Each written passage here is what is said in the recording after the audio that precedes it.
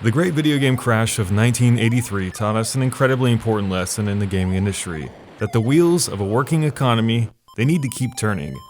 I was born a few years after the crash, but my dad was able to see the fall of it firsthand. It caused the collapse and bankruptcy of many publishers, and it put a lot of people out of a job, including one of my dad's friends. It led to monopolistic style competition from those that survived it, and it wreaked havoc to the economy that was left in its wake. It took a long time for it to recover.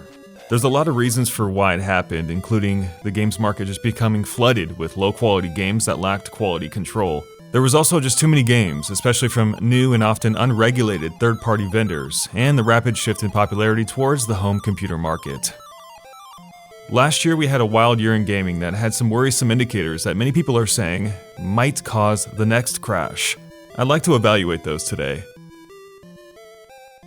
Number 1 is the lack of overall innovation. Is that true? Well, there's a lot of stagnation in the gaming market, and many games retread the same turf. But there's also been a pretty good amount of creativity on display too in the last few years, so I wouldn't go so far to say that the games industry is without innovation. Either way though, it's a pretty subjective criteria, no matter how you look at it. The reason for the downturn in creativity, I would say, is probably due to a variety of factors, including the rising cost of video game development and wages to those people who make them, an increased reliance on shielding risk to protect against substitutory games offered at discounted price points, that's really big in today's market, and an increased competition from the free-to-play and mobile gaming market, the other big giant in the room. This increased competition has escalated the risk companies now face when trying to develop a new video game, as they're now competing with lots of different games at lots of different price points. Thus, they often fall back on what already works, which is allowing them to stay in the market. I lament that this happened, but it's probably a side effect of a growing economy that is figuring out ways to compete with high-priced video games that have dominated the market for such a long time.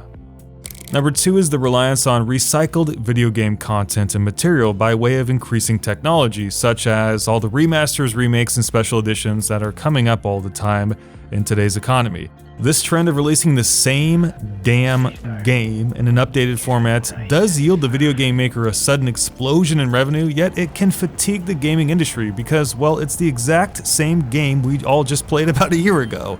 Number 3 is the domination of the yearly release franchise, which may actually add to the sensation of lethargy that often wears down gamers who want fresh new content, not the same stuff every year.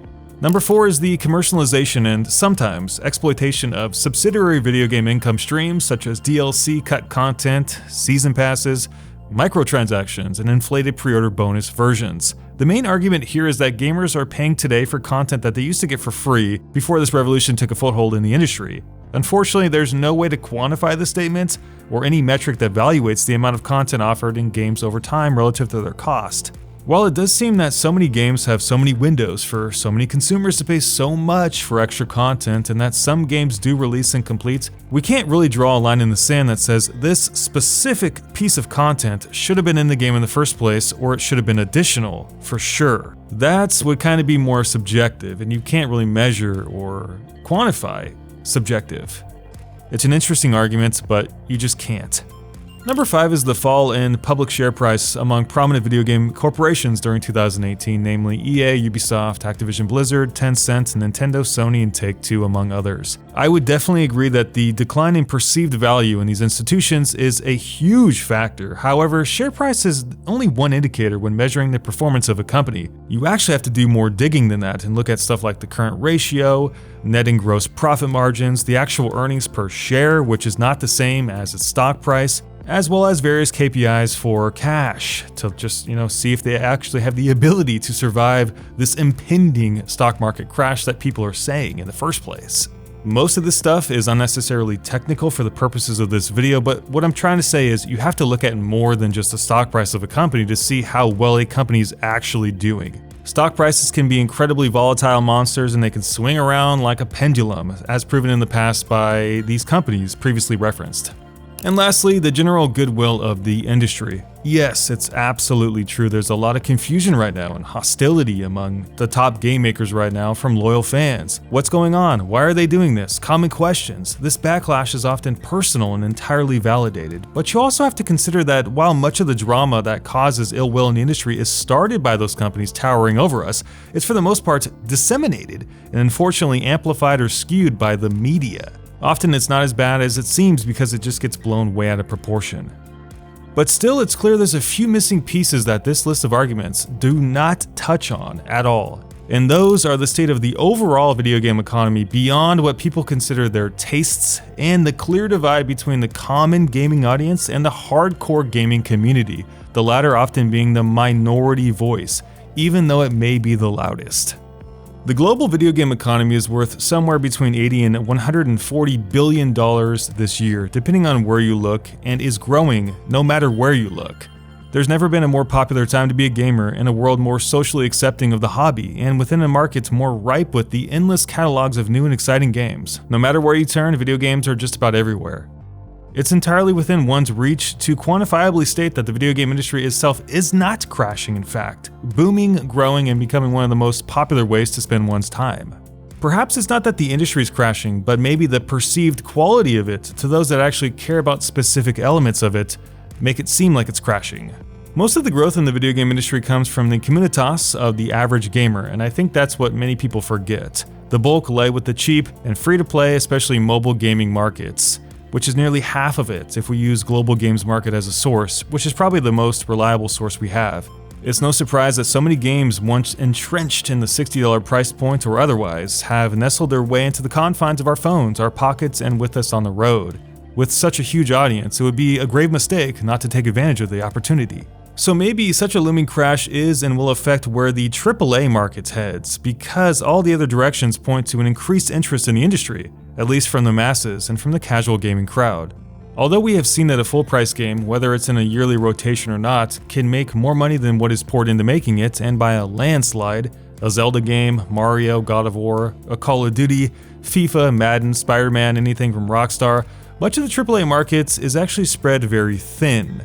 Most of those big-time games are made by the same companies over and over and over, especially after so many have been consolidated under similar roofs. With a growing amount of mergers, acquisitions, and buyouts over the last decade, the biggest of the big are only getting bigger by swallowing up smaller development studios.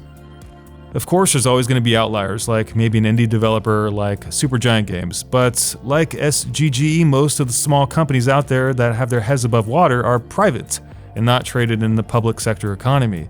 While they may have the talent, often they don't have the resources, money, or savviness to stay afloat in the greater video game market. They have no choice but to merge, and that's why we have seen so much consolidation.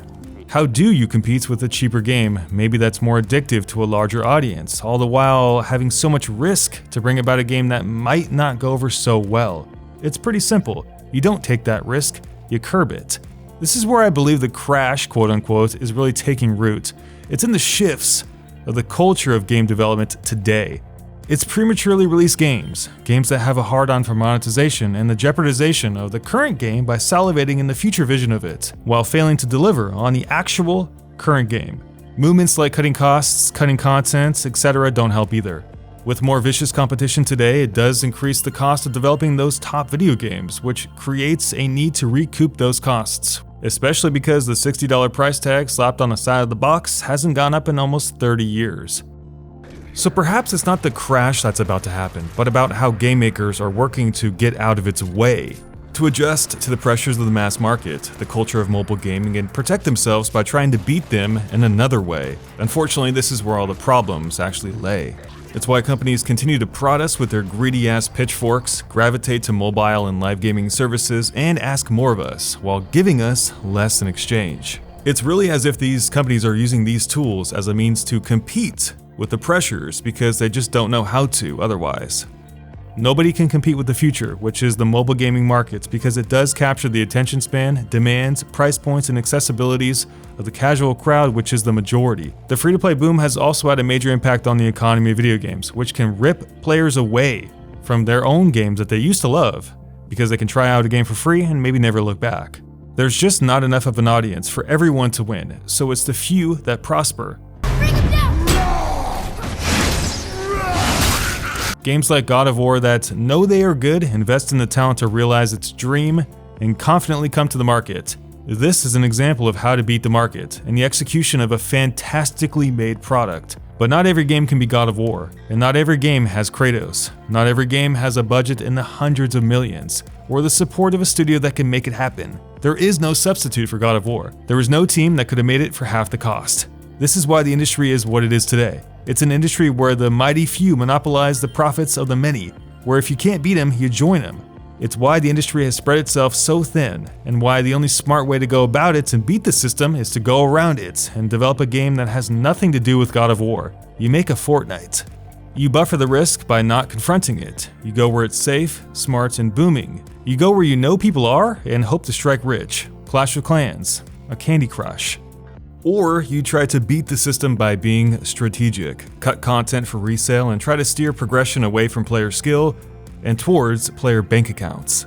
Make the same stuff that you know is going to work, and remake the same game that already sold well. The unfortunate side effect is that so many games focus on these business integrations and getting to the same place of safety rather than truly developing their own identity and branching off into creativity.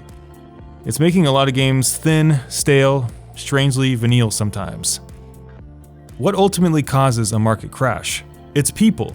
It's the panic frenzy that rubs off on other people and makes them believe that indeed a crash is coming when in fact it might not be coming. And then they believe it though, and it does become reality. This is how every crash happens. As my old econ teacher said, if we believe the market is going to head in X direction, it's going to head in X direction because we will behave in a way for it to go that way.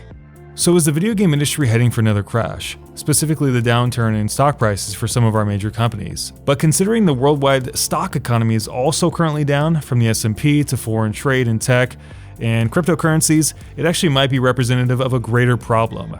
One that's maybe bigger than the games industry. I personally think that the video game industry is exciting and very dynamic. Sometimes you just have to look beyond the $60 price tag to find the ones that are the most special. But because much of the economic movement in this industry is dictated by big companies, sometimes those games get overlooked. I hope this video was at least in some way entertaining or informative.